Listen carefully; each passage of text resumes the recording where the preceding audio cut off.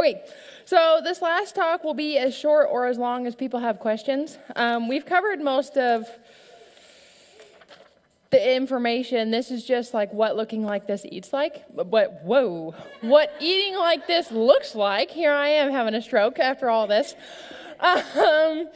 So we're going to go through each food group, each major food group: meat, dairy, fiber, or meat, dairy, vegetables and fruit, bread, all that. Talk about if we should or should not eat that, what you should consider it as a part of your diet, and then what healing once you go on the carnivore diet or the keto diet.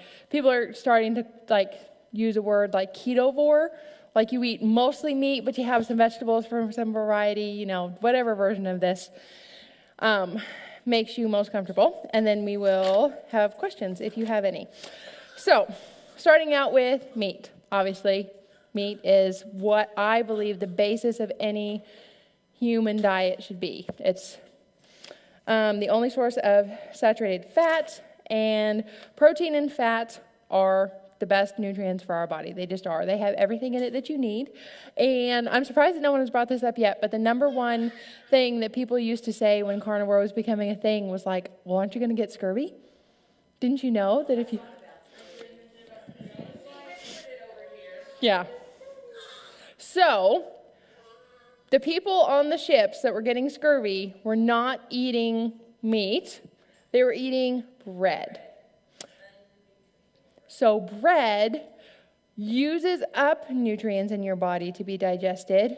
Protein gives your body nutrients to be digested. So if you do not eat carbohydrates, your need for vitamin C plummets nearly to the floor. Like you need a little tiny bit, but nothing like the amount of vitamin C that you need when you're eating carbohydrates. So you can get vitamin C from organ meat if it's really important to you, or you can eat a piece of fruit a day and it's not going to kill you. Like if you're really afraid of scurvy.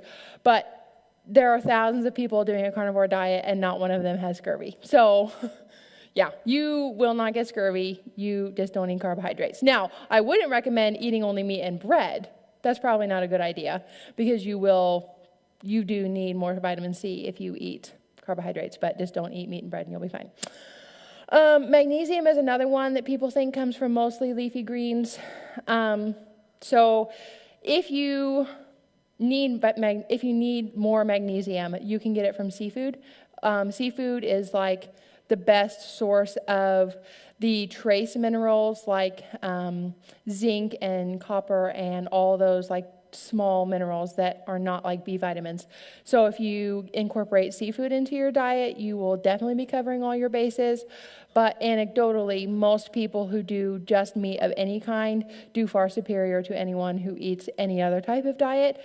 So there are two reasons why that could be. One, we just need less of those nutrients when we're not eating carbohydrates.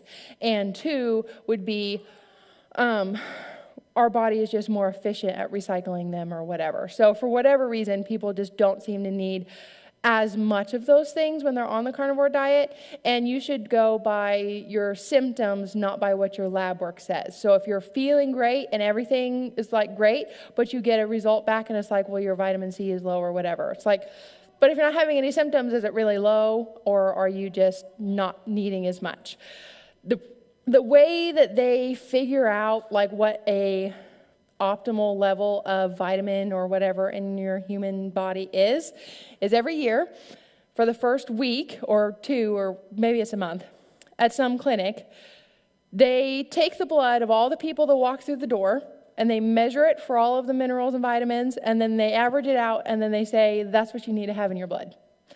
There's really not any hard science behind how much you need. It's just, well, this is the average, and maybe people need different averages. So if you're feeling great and your body is healthy, don't worry about the exact number of the vitamins and minerals that you're getting on your lab work. That's not as important.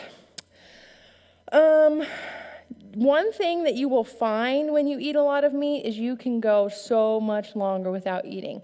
Men generally on the carnivore diet will go down to 1 meal a day because their body just is different than ours. They don't have as many hormones. They don't need as much of pretty much anything, as we do, because we're women and we have a lot of more stuff going on inside of us than they do. Most men will go down to 1 meal a day after they completely heal and they like lose weight and whatever and they feel great. They just feel comfortable eating 1 meal a day. Most women still need 2 or 3, and that's fine. Like, however much you need to eat, you should eat. And if you're not hungry, you don't eat. This is like such a simple diet. You eat when you're hungry and you eat till you're full. And then when you're hungry again, you eat again. And it's like, no big deal. You don't have to count calories. You don't have to like force a certain amount of anything. Just eat when you're hungry and eat till you're full. Yes? So what about like breakfast where you were to break the nighttime fast? If you're not real hungry in the morning, you don't get hungry, don't, because they always say you don't. Yeah, breakfast is the most important meal of the day. Meal of the day to get your metabolism going. Yeah. Yeah. No, you don't have to eat. If you're not hungry in the morning, you don't need to eat. Your body knows when it needs nutrients. So if you're not hungry, then you just don't eat and you will be fine. So because you're not eating carbohydrates and you're not trying to balance your blood sugar with food, your body balances your blood sugar with fat and your reserves. You don't have to focus on keeping it stable. Your body will do it naturally on its own. You don't have to do that. Now, the processed meat question, the general answer is any kind of meat, including bologna, hot dog, anything, is better than any kind of anything else. But you should eat the best meat that you can afford. So if you're broke, like we are, we're a single income and we got 3 kids. Like, you know what? Sometimes the grocery budget just doesn't go that far. Parker eats pepperoni for his lunches, and that's still better than if you were to eat a sandwich or whatever. It's still better. People still are reversing type 2 diabetes, losing hundreds of pounds, increasing their metabolic health on processed meat. Now, there are things that we know for sure, like red dyes are really bad for you. Sugar, really bad for you. Corn syrup, it's sugar, really bad for you. Shouldn't eat it if you can possibly avoid it. But if it's the best meat that you can afford, it's still better than other things. So if you can afford, like ideally you would eat ribeye steak, but ribeye steak is $11.99 a pound at Sam's Club. Like, I don't know about you, but I can't afford that for every meal.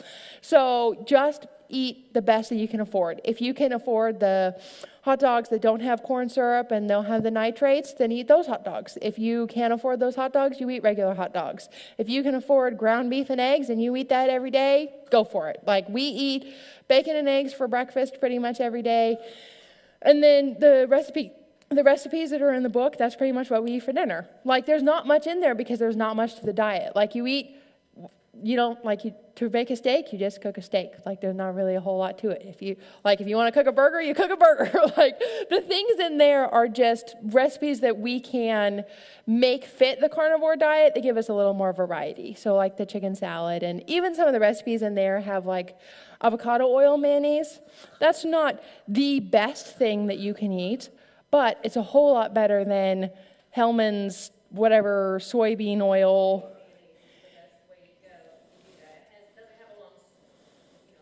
Yeah. Yeah, you're right. It is better for you if you can. So like the goal is as good as you can eat to maintain it and to afford it. So if you need variety in your diet and you know that if you try to eat ground beef and eggs every day, you're not going to be able to do it, then don't try to do that. If you need variety, start with like vegetables and fruits and meat, whatever meat you want. And then do that. But if you're an all or nothing kind of person, and you know that you can just do it if you set your mind to it, then go all the way and eat the best meats and do it that way. And you'll feel better faster than the other person, but you will both reach the same end goal eventually. And it's not about doing it better than somebody else. It's about doing what works for you. If you know you're going to fail doing it one way, then don't do it that way. Do it the other way that's going to make it easier for you.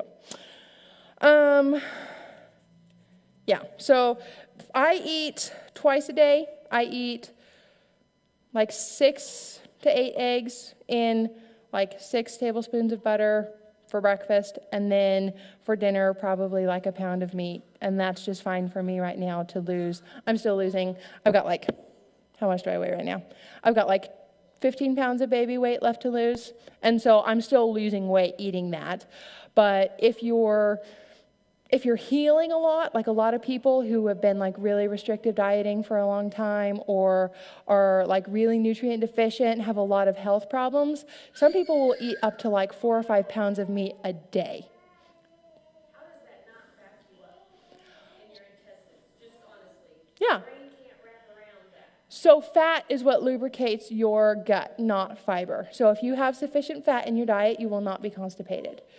Lean meats wouldn't be necessarily the best way to No. make sure there's fatty in it. Yes. Go back to the lards and Yes, lard, butter, the tallow that's in the meat naturally. You really don't want anything cheaper or leaner than like 80-20 ground beef. That's about as lean as you want to go. Don't do 90-10, 92-8. That's too lean and you will get backed up. we just had a meat process and I really couldn't tell you. If you processed it yourself, the ratios will be fine. Any piece of meat that's naturally produced will have a pretty good fat ratio. It's just when they start to take things out to put it in the grocery store because they think you want it that way that you get. So what about your oils? Like if you're making your own mayonnaise, Yeah. they'll say avocado oil. I know is good.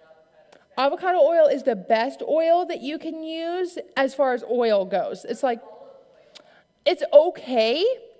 It's not ideal. So you really want most of your fats coming from animal products. So you should use oil as sparingly as possible. Use butter to grease your pans, tallow, bacon fat, all that stuff to grease your pans. And then if you want to make your own mayonnaise, avocado oil is a good substitute. But that's like an exception to the rule. Like you really shouldn't be using much oil. You should be using animal fats. Ideally. So vegetable oil that you deep fry stuff in. Deep fry in tallow. You can fry. Yeah. Buy lard. You can buy a tub this big of lard for like $5 at Walmart. And it's okay to fry Uh-huh. based on your oils. Yeah, if you fry it in a good oil, it's probably better for you because you get more fat in it. So that if you want a ratio, women need... I know, it takes a long time. Like I said, it's been 3 years for us to fully digest this information and to implement it fully. 3 years. It takes a long time to get your head out of, like, the headspace. What's the heat of the lard or whatever is? What is the heat stability? If it smokes, they can do high heat, but the general rule of thumb with fats and oils is if it smokes, it's too far. You don't want your fat to be smoky. So if you're cooking it and it's, like... hot. Yeah, hot is fine. Smoking means it's burning. Anytime a fat smokes, that means it's burning. Yeah, don't bread it. Don't bread it. Yeah. But any sort of animal fat, beef tallow, lard, bacon fat, butter, all of those would be preferable to any kind of vegetable oil. If you want a vegetable oil, coconut, olive, and avocado are the best because they're the least processed, like other vegetable oils are literally rancid by the time you pour them out of the bottle because they're processed at such a high heat that the molecules start breaking down and they're already bad. Like you're never going to get one that's not bad.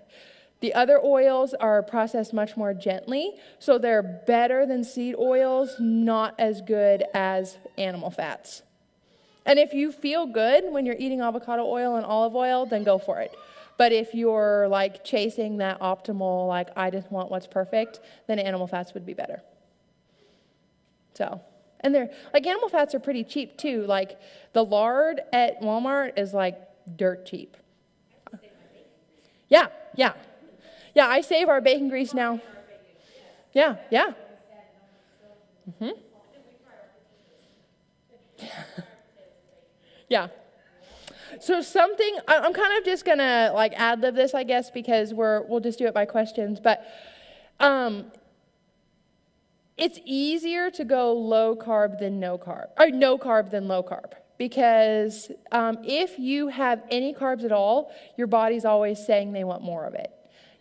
Because you have a natural craving for it. It actually has a dopamine release in your brain, like carbohydrates release happy hormones in your mind.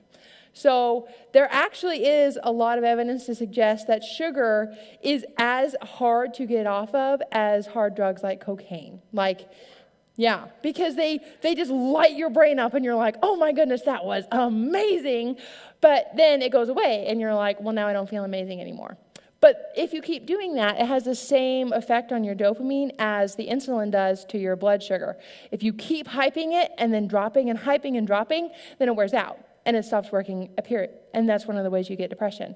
You've used your dopamine receptors so much and like overwhelmed them to the point that they just give up. They're like, I don't know what to do anymore. I'm just done. And so one of the things that's so amazing about this keto diet, this carnivore diet, whatever you choose to do, it will literally reset your dopamine centers. So like things like shopping addiction or like even things like alcoholism or social media addiction or whatever, it's easier to get off of those things when you're on a keto carnivore diet because you've reset your dopamine to baseline. And it's not, your brain is not constantly telling you, you need more, you need more, you need more, because it's returned to a more natural level and it knows how to maintain that naturally without constantly seeking those things that give us an unnatural high that we're never meant to experience in the first place. What's the difference between this diet and keto and Atkins? So Atkins and keto are very similar, low carb. James, would you go to the next slide? I'm pretty sure that's what it is. Next one. Okay, so all of those diets have one thing in common. So keto, carnivore, and Atkins put you in a state of ketosis. They don't give your body enough carbs for it to burn glucose continually, so you are in a state of ketosis or fat burning. That is the commonality between them. Carnivore is different because it's zero carbs. Keto and Atkins is something like 30 grams of carbohydrates a day, which is basically like an apple. That's like as much carbs as there are in one apple. So it's really not significant. But if you cut out all carbs, first of all, your cravings are less. Your cravings are much less. At first, it will be difficult because your body hasn't like gotten rid of all of that. But if you cut out anything that tastes sweet, your body will be able to reset and you will not crave sweet things anymore after a period of time. If you keep a little bit, like a little bit of fruit or your stevia because it doesn't spike your blood sugar or anything like that, your diet soda, any of those things that are sweet taste, they will keep your dopamine receptors going, I want more of that, I want more of that, I want more of that, and there will be no end to your cravings. And that is extremely difficult to maintain. A lot of people say, well, you can't keep up the keto diet, but the reason you can't keep it up is because you're keeping that sweet taste in your brain, and you have to completely get rid of that sweet taste if you want it to be gone for good. And that's also why a lot of people don't cheat. This stuff is like, it literally is like cocaine for our brains. And so if you cheat, it triggers you like, oh my goodness, like I've got to have that, and then it's hard to stop. I kept hearing for years that the Atkins diet is hard on the kidneys. Yeah, that's kind of a myth. So I don't know, I don't have the studies to back this up, but there's a doctor, Dr. Anthony Chafee. I love his YouTube channel. It's really technical, so if that's not your thing, like don't go follow him. But he has patients, he treats people with a carnivore diet, and they've literally gotten off of dialysis. They were at like 1%, 5% kidney function, and then they went on a carnivore diet, and then their kidney function went up to like 80%, and they were able to get off dialysis. So, What's his name? Dr. Anthony Chafee. He's on YouTube, Instagram, yeah. Did you have a question, Katrina? I'm sorry. Oh, I was just asking. I gotta think about this now. I think it was if, like, eating your 2 times a day that you do, like, if that affected your milk production. Not at all. You know, they tell people, like, to eat and drink constantly to keep Yeah. up with all the calories that you need. The problem is nourishment, not frequency. Yeah, so you want to make sure. One thing that is so counterintuitive because we all have weight that we want to lose, so we think we must be overeating. But the reality is, like, I'm just going to pull a number out of my hat, but this is probably pretty accurate. Probably at least 80% of women in the United States are undereating. And so if you don't eat enough, your milk supply will go down. But if you eat sufficient energy to sustain your body. It doesn't matter how many times a day you eat it. You just need to not starve yourself. So there is a handout that my printer went on the fritz, and I didn't want to print things in color here because that's expensive. So I didn't print it out, but it's basically, and there's a YouTube video to go along with it if you're like curious to know, like if you want macros and I should eat this much and this much, if that's your jam, I can send it to you. And it basically breaks down how much you have to eat of both meat and fat on the carnivore diet to sustain a healthy weight. So it takes, no matter if you're carnivore or not, there's a general consensus that we need from anywhere between 0.1 to 1 gram of protein per kilogram that we weigh. So if you weigh, 80 kilograms, you need around 80 kilograms of protein, or 80 grams of protein in a day. That is consistent across the board. That's just like a baseline building block for our body. To be carnivore and get enough energy, you need to take that and make sure that that percentage of protein is 25% of your caloric value and 75 to 80% of your calories are coming from fat. That's the only way you're going to get sufficient calories and maintain a healthy hormonal balance as a woman. Men can go between like 70, 75, but you can't just eat chicken breast. You've got to eat fat. Like you have to have the fat. So like when I cook burger patties, I top them with butter instead of mayonnaise. Like I literally like slice off butter and put it on my burger patties. And if you don't do that, you will be tired. You will not be eating enough calorically. Your hormones will tank. Your thyroid will go down. You'll probably lose your milk supply. But if you eat sufficient calories, your body will be nourished.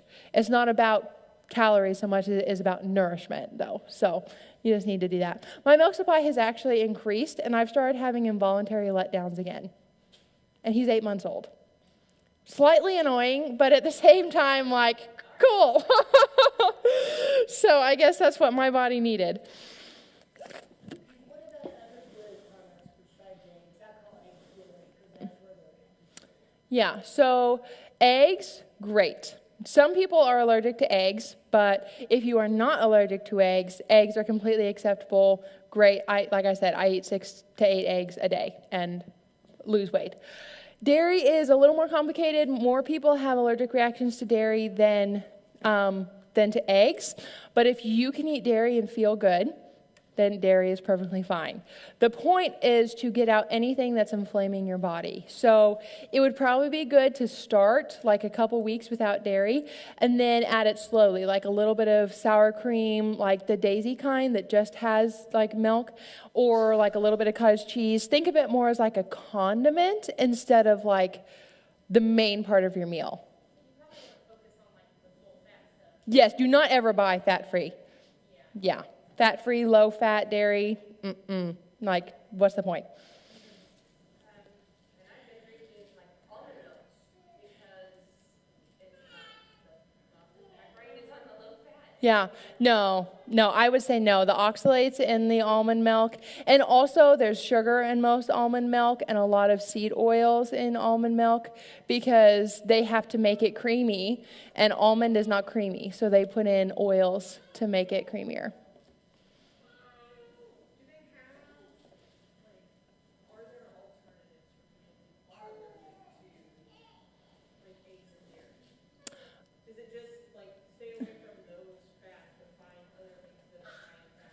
Yeah.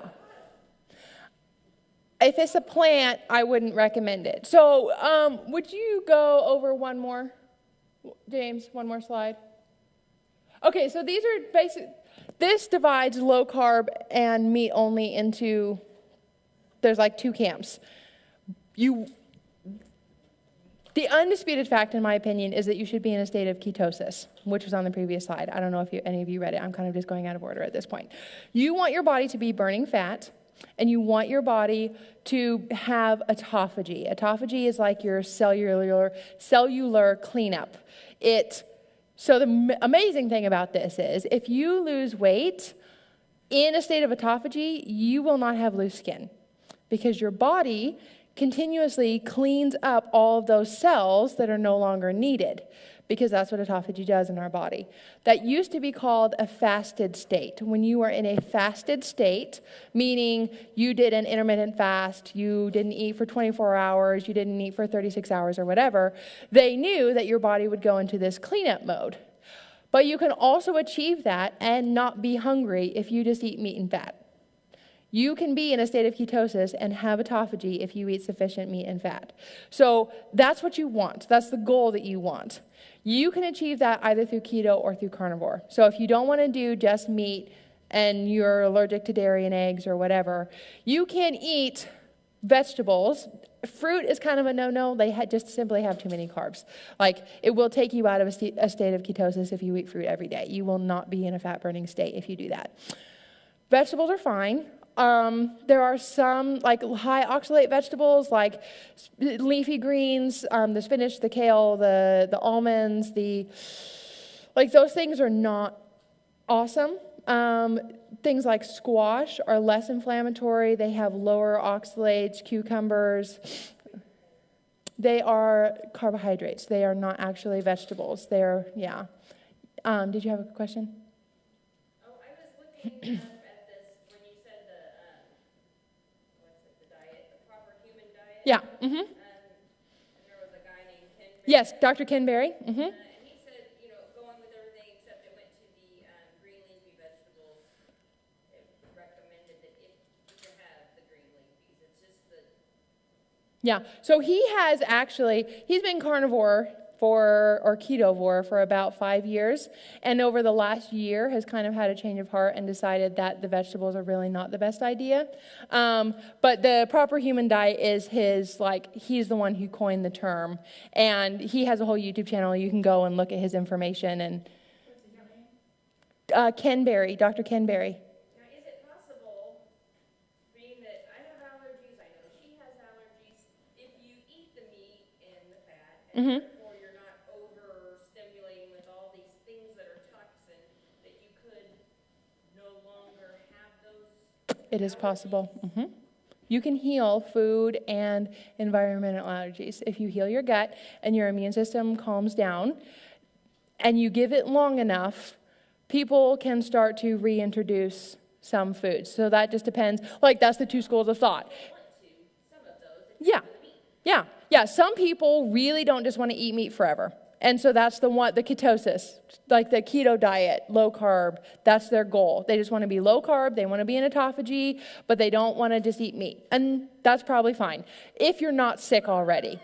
If you're sick already, or if you're an all or nothing type person, carnivore is great because it's the extreme elimination diet, completely anti-inflammatory, like it's going to heal your body from the inside out, you're going to feel great.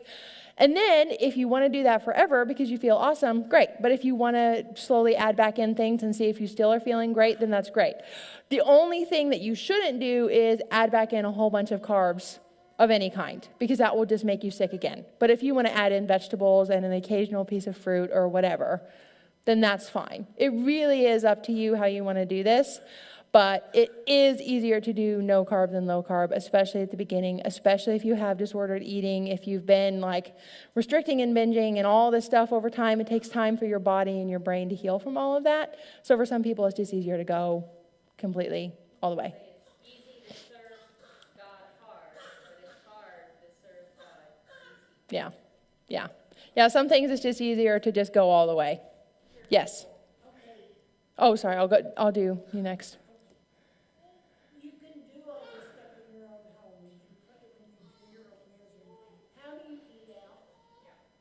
So I went to McDonald's this morning, and I got 4 eggs a la carte and 2 pieces of sausage. It's cooked in seed oils, but it's such a small percentage of my diet that the small amount of seed oils that I'm going to get from that isn't going to disrupt my health. Now, if you're extremely sick already, you should probably just not eat out for a while until you get better. But if your goal is just like weight loss or something like that, then you can eat out on occasion, just only eat meat. You can go to McDonald's or Wendy's and order just the burger patties. Or you can go like to Texas Roadhouse and just get a steak. It is difficult when it comes to social settings. eating with other people. But like the other day, we had some company over and they wanted to smoke the meat and bring it. And I said, hey, would it be fine with you if I just don't make a vegetable or bread and if I just make deviled eggs and then we have, like, if we just have like meat and eggs? And I just asked them and they're like, yeah, that's totally fine. Most people are not going to be like, ew. Like, just one time, they're going to be like, oh, I can do that once. It is awkward, and you have to be willing to have those awkward conversations. But at some point, you just have to decide, is it worth it to me? Am I going to do this? Am I going to be willing to let myself get derailed? How important is my health to me? And you just have to be willing to do it. I was going to add to that, most people think that that's not enough size, but it truly is. You will be full. Like, I have a mentality, I'm feeding in the army, so I need the mac and cheese and the fries or whatever. But yeah, we found as we progressed that deviled eggs and a piece of meat, you're full. Yeah. Yeah. Yeah, and when your leptin, going back to the hormones thing, when your leptin decreases, like I said, some people eat like 4 or 5 pounds of meat a day when they get started because their body has had no building blocks for forever, and they're just starved to death. And you might gain a little bit of weight when you do that. You really might because, sorry, I forgot about Donna's question. You might gain a little bit of weight because your muscles might get bigger or your bones might get denser or whatever because your body's like building you from the inside out. But then, once your body heals, it goes, okay, and it just calms down, and then you lose weight so fast you will not even believe it. Once your body is healthy, weight just comes off. Donna. Okay, this keto that you see advertised on TV, Mm-hmm. is that part of this diet or is that just a brand name? Both. A keto diet is a good diet. The keto snacks that they have in the grocery store are by and large an advertising ploy. You would have to check the ingredient lists. So they might be okay for an occasional treat or whatever, but all of them will have some kind of like artificial sweetener or whatever that's going to set off a sugar craving. And some of them don't even fit within the 30 grams of carbs a day. They're just lying to you. Did you have another question? Okay, one of the medical issues that I have, I don't swallow very well. I mean, I've had my throat stretched 3 times. The last time I went in for an endoscopy, they couldn't stretch it anymore. I don't have scar tissue or anything like that. They couldn't find anything. It's just stuff to go down. Mm-hmm. So, Could you eat like eggs? Would eggs be something that would go down? eggs, as long as they're not, some people, like my husband fixed eggs this morning, sausage and eggs this morning, and I can eat it all but the edges. Mm-hmm. They got a little too crispy. Yeah. Yeah, so like soft scrambled eggs might be really good where they're like, you don't cook them till they're all the way hard. You like leave them a little bit runny, and they're really good that way too, just like really yummy. Things like ground beef that are already like, or things like hot dogs or sausage that are already kind of like the mincing has been started for you. That would be a really good place to start and see if you could do that. I got the same problem she does. Yeah. And the doctor told me, don't eat beef. Well, I'm gonna put it in a blender. Mm-hmm. Or, chop it Yeah. up real fine and maybe put some mayonnaise in it. Yeah. And Mm-hmm. do it as a spread. Yeah, kind of like chicken salad, but with beef. Yeah. Mm-hmm. My mother used to make that kind of thing. With Yeah. potatoes and eggs in it. Yeah. But, Yeah. I can't eat, I have to take, it's called a fork test, like a hot dog, with the skin. I have to take the skin off. Okay. And then mash the Mm-hmm. hot dog. But I have the same problem she's got. Yeah. That's why I lost 70 pounds. Yeah, because you can't eat anything. I had 6 of those scopes done That's horrible. a year. That's horrible. Kept getting stuff. Yeah. The dietitian I went to yesterday, she's gonna order another.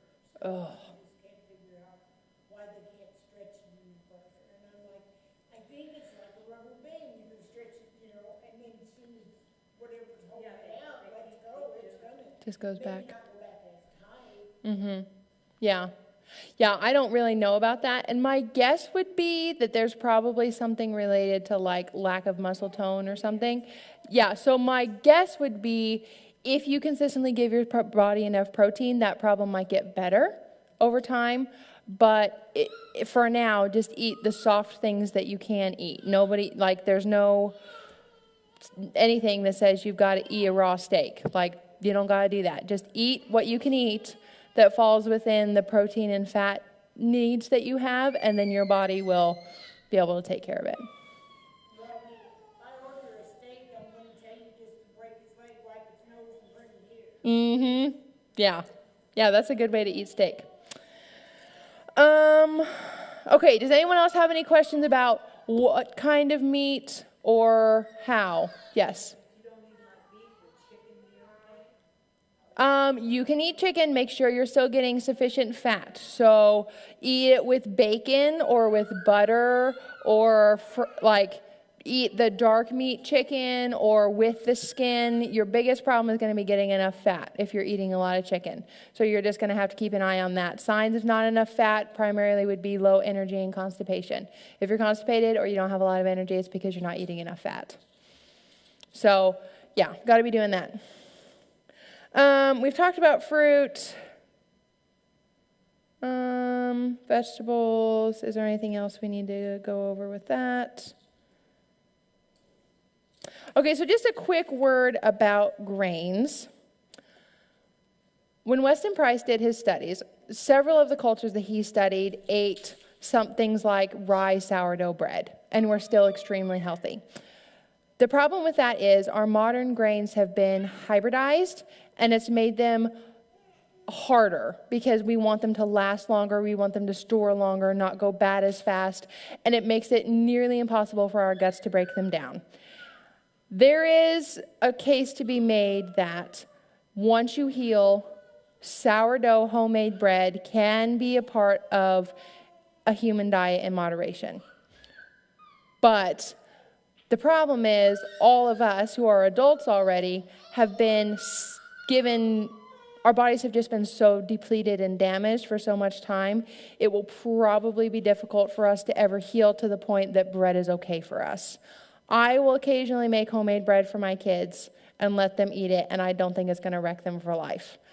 That's just going to be a personal decision you're going to have to make. If you want to eat bread, the best way to do it is sourdough, because that breaks it down before you eat it, and so it makes it easier for your body to digest, and something called ancient grains. So ancient grains are the previous pre-hybridization grains regrown. Like they found strains of them that were not hybridized, and then they grow them in certain parts of the world. They're slightly more expensive, but they're much significantly better for you.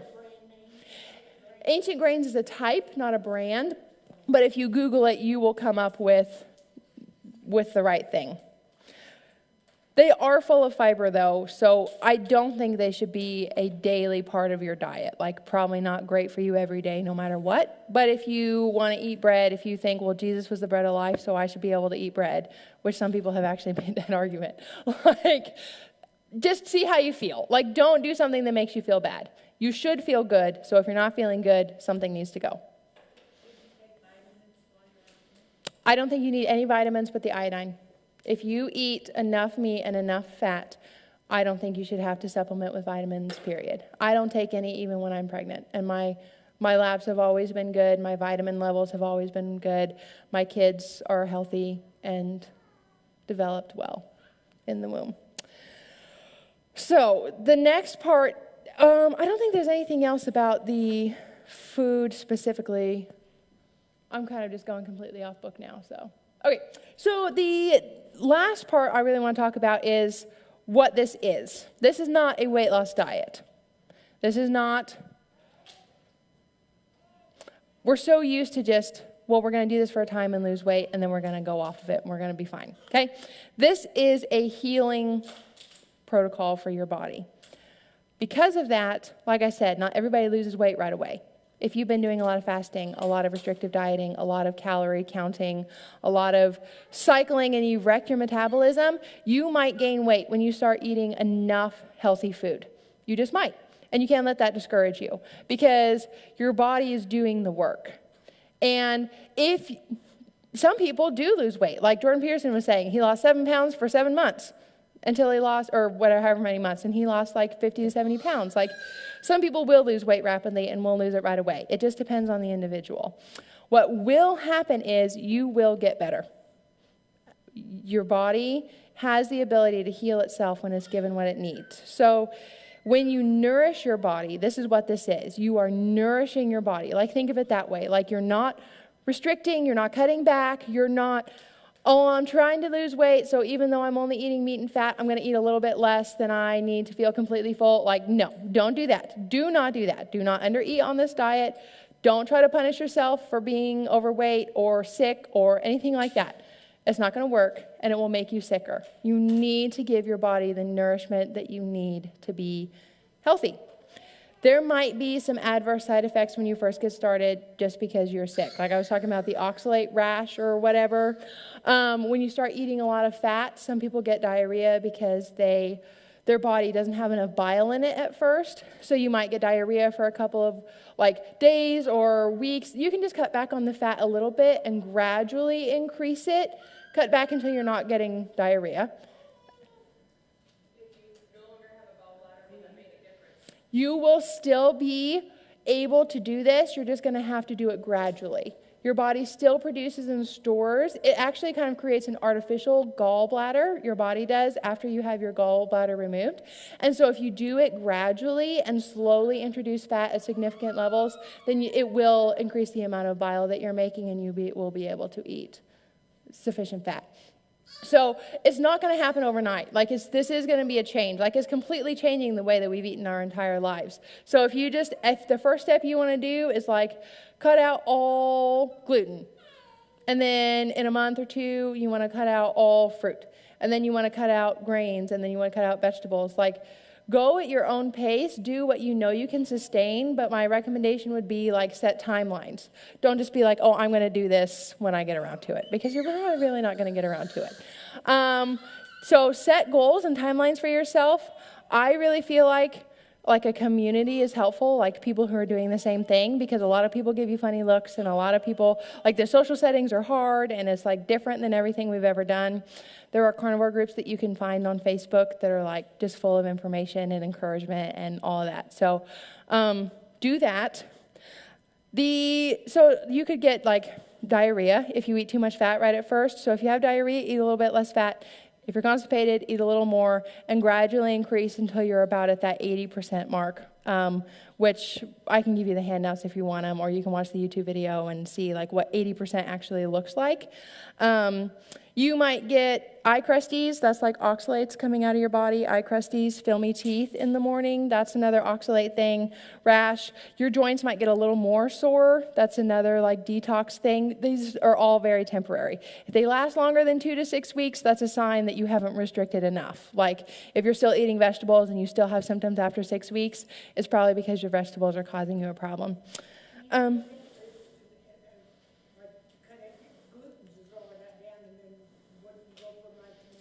Oh, I just gave it doesn't matter what order you do it in. My point was just do it as you feel comfortable. Whatever thing you love the most, probably don't take that thing out first, is kind of the point. Just go at a steady pace that you think you personally can maintain. And if you're ready to just go for it, then just go home and throw out your bags of flour and your sugar and just go for it. If that's you, then just do that.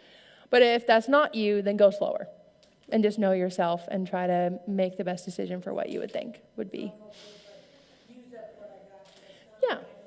Yeah. Yep. It's up to you. If that's what makes you comfortable, then just do that. 2 to 6 weeks is generally as long as it takes to detox. So if you're experiencing symptoms, just give it a little bit of time and you will feel better. And then you will feel great. So the results that you can expect, you will gain muscle without working out because you will have protein, and your body will just put on muscle because your body needs muscle. You will gain muscle. You will have stronger bones. People have literally reversed osteoporosis on a carnivore diet. You will decrease joint inflammation and possibly get rid of your arthritis for good. You will lose weight. You will have better sleep. You will have clearer, smoother skin. I tell you what, That girl, Shelly, that you were talking about, the steak and butter gal, maybe she's crazy to snack on sticks of butter, but she looks so dang good that maybe everybody ought to give it a try. Like, you can just look up these people on YouTube, just like carnivore, just do Google carnivore on YouTube.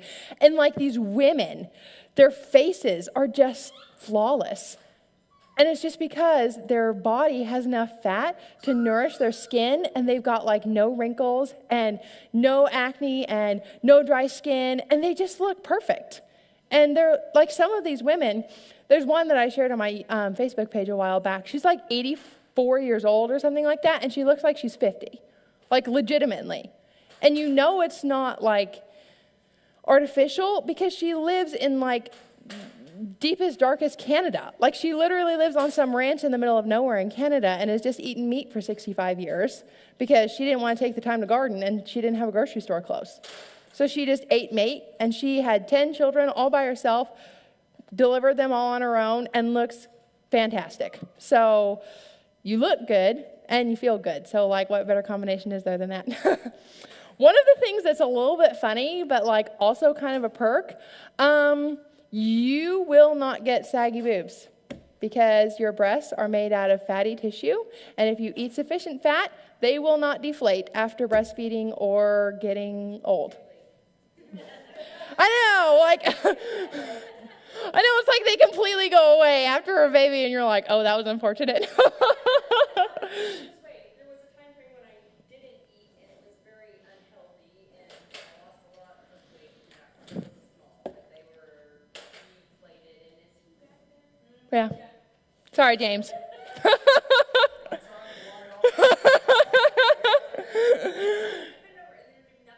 Yeah. Yeah. Yeah. What? so it's easier to control what you eat. Uh-huh. And then especially if, like you said, after eating and your husband is like aligned and doing it with you. But how does that translate to like little people? Just because like with her, I can't control what she eats all the time. So what I have found is if you stop giving them the things that are so good, they give them dopamine responses. So if you cut out the sugar and the carbs, now I still let my kids eat fruit occasionally because they're still a work in progress. Like, we didn't just go overnight with them. But if you stop giving them those other things, they will start eating the good food. Because what Wyatt would do was he would just hold out. He'd be like, I know that if I don't eat this that you're giving me, one day, someday soon, maybe the next meal, maybe tomorrow, you're going to give me something I really want, and then I'm going to eat it. And I'm willing to be hungry right now because I know something better is coming down the line. But if nothing better is ever coming down the line, eventually they're going to cave, and they're going to eat the food that is actually good for them. So I let the kids keep fruit as their source of carbohydrates, but gradually lowered. So like first it was 2 times a day, and then they could have it in the morning with their breakfast. And now I'm like, you don't really need fruit today. Every once in a while, I just don't let them have it on a day. And then they will gradually lose that craving, that taste for sweetness. We have had some emotional craving tears from Wyatt because he'll be like, I'm hungry. And I'll say, well, do you want, like, I can make you bacon or hamburger? And he's like, I want something else, Mommy. Like, you can tell he just wants carbs. Like, he's craving hard. And I try to be, like, really compassionate through that time, but don't give in. Like, I understand that you're having a hard time right now, but I'm just not going to give you the thing that you want because it's not going to be good for you. And it's difficult at first, but it gets better. So I haven't bought cheese in 3 weeks, and nobody's even asked me for it.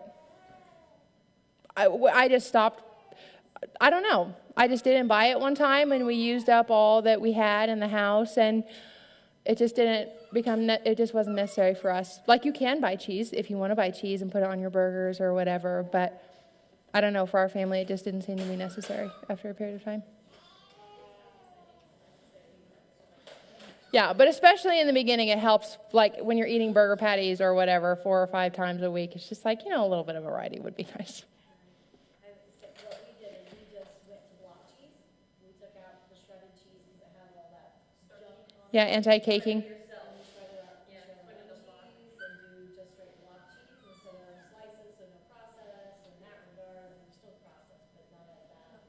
And you don't get all the starchy crap on your Yeah. Yeah, and like I said, if you feel good when you're eating dairy, you can eat dairy. Just whatever makes you feel best. I don't mind it so much. I'm just sitting here thinking, what am I going to get my husband on board with? Yes. Yeah. So I don't know all husbands, I just know mine, but Parker is extremely logical, like he wants it to make sense. So I just didn't shut up about it for 6 months until I convinced him that this was the best way, and now he does it too.